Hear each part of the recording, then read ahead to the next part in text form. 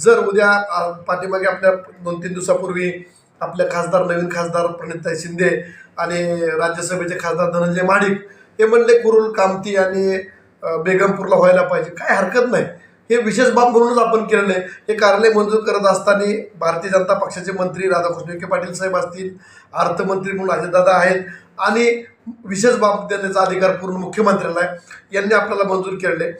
हीच काम मुंडे साहेब महाडिक साहेबांनी आणि प्रणिती शिंदेंनी करावं. त्यांना मी स्थानिक आमदार यांना त्यांनी पाहिजे त्या ठिकाणी त्यांना शिफारस देईल किंवा मी त्यांच्या बरोबरीने राहील. मला का नको वाटतंय का कुरुल कामती माझ्याच मतदारसंघातील आहे. परंतु एक प्रश्न असा पडतो की विरोधासाठी विरोध किती करावा. जर कुरुल कामतीला तुम्हाला हे कार्यालय झालं तर चांगलं वाटतंय, अनगरा नको आहे. मग जर कुरुल कामतीला कार्यालय झालं तरी मोहोळच्या बाजारपेठेवर परिणाम होणार नाही का? मोहोळचे दुकानदार बंद पडणार नाहीत का? राजन पाटील किंवा आम्हाला स्थानिक आमदारांना विरोध करण्याच्या उद्देशानेच तुमची ही